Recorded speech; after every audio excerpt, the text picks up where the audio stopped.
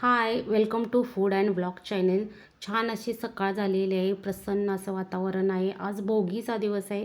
संक्रांतीचा सण आहे, सर्वांना माहीतच आहे. छान असं सूर्यदेवाचं दर्शन घेतल्यानंतर मी आता इथं चहा ठेवलेला आहे. तो चहा पण छान उकळत आहे, कारण दिवसाची सुरुवात आत्ता थंडीच्या दिवसामध्ये तर चहाशिवाय होतच नाही.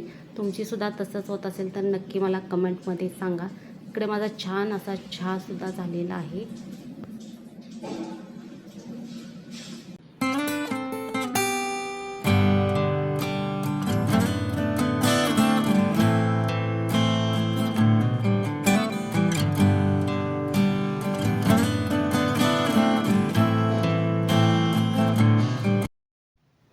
तर जसं की आज भोगी आहे, तर त्यासाठी इथं खूप साऱ्या भाज्या ज्या आपल्याला आपण भोगीच्या भाजीमध्ये वापरतो तर घेतलेल्या आहेत. इथं तुम्ही बघू शकता चाकवत, मेथी आणि कांद्याची पात मी पाण्यामध्ये ठेवलेली आहे. अजून त्याला मी चिरलेली नाही.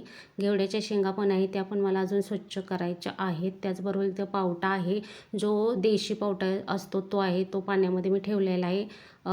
परत इकडे वाटाणा आहे, हरभरा घेतलेला आहे.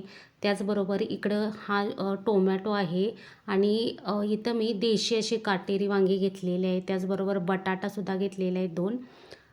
परत हा जो आहे गूळ आहे, तर मला ऊस भेटला नाही, त्यामुळे मी गूळ घेतलेला आहे.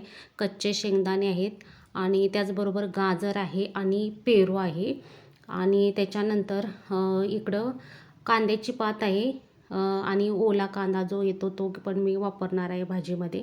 त्याचबरोबर ही सगळी आता भाजीची मी तयारी करून ठेवलेली आहे. आता सध्या आता चहा झाला, देवपूजा वगैरे करणार आहे. तर आमच्याकडे आज सुगड असं पूजलं जातात, तीळ आणि तांदूळ वगैरे घालून, आणि उद्याच्या दिवशी त्याच्यामध्ये बाकीचं साहित्य आपण घालतो ते घातलं जातं. तर आमच्याकडे अशाच प्रकारे आजच्या दिवशी देवाच्या समोर असे सुगड पूजले जातात. इकडे मी 5चा ओसा माझा असल्यामुळे मी 5 सुगड पूजलेले आहेत. ते देवापाशी आजच्या दिवस ठेवायचे आणि नंतर दुसऱ्या दिवशी संक्रांतीच्या दिवशी त्यांना छान त्याच्यामध्ये शेंगा, बोरं वगैरे, ऊस जे पण आहे ते घालून त्याची रीतसर व्यवस्थित आणखी पूजा उद्या केली जाते.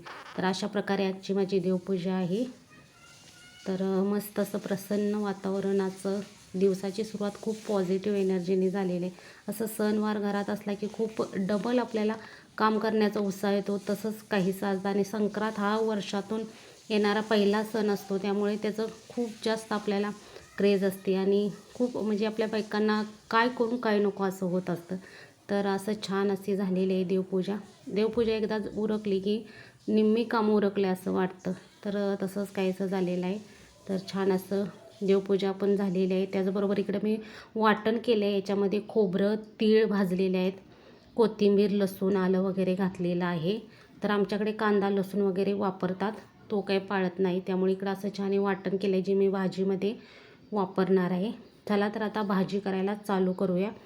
तर सर्वात आधी सगळ्या भाज्या मी स्वच्छ करून घेणार आहे. ज्या चिरायच्या आहेत त्या चिरणार आहेत. घेवड्याची शेंग वगैरे व्यवस्थित झालेले आहे. तर इकडं ह्या सगळ्या भाज्या आधी मी थोड्याशा तेलामध्ये हिंग आणि थोडंसं मीठ घालून मी परतून घेतले व्यवस्थित, जेणेकरून त्याचा कच्चा जो स्मेल आहे ना भाज्यांचा तो जाईल. आता इकडे चाकवत आणि मेथी आणि कांद्याची पात जी चिरून मी ठेवलेली, छान धुवून पाणी नितळलेलं आहे, ती पण त्याच्यामध्ये घालणार आहे. कांदा, टोमॅटो बारीक चिरलेला आहे फोडणी देण्यासाठी. इकडं शेंगदाणेसुद्धा मी भिजत घातले थोडा वेळ, आणि वाटण तर माझं तयार आहेच. तर इकडे छान अशी भाजी तयारसुद्धा झालेली आहे. तर तयार झालेली डायरेक्ट भाजी मी तुम्हाला दाखवलेली. छान असा कट आला आहे, बघू शकता, मस्त असते. आजच्या दिवशी ही जी भाजी आपण बनवतो ना, त्याची टेस्ट तुम्ही वर्षभर कधी पण बनवा, ती टेस्ट येत नाही. पण आज जी भाजी आपण बनवतो ना, त्याला ती टेस्ट येते, ती खूपच वेगळीच असते, छान लागते. तर अशा प्रकारे माझी भाजी तर तयार झालेली आहे. इकडं कुकरला मी भातसुद्धा लावलेला आहे, आणि नंतर आता बाजरीच्या भाकरींची तयारीसुद्धा इकडं माझी एका बाजूला चालू आहे. मस्त तवा ठेवलेला आहे, पीठ वगैरे व्यवस्थित चाळून ठेवलं आहे मी ऑलरेडी. आता छान अशा भाकरी करूया, असा माझा आजचा दिवस होता.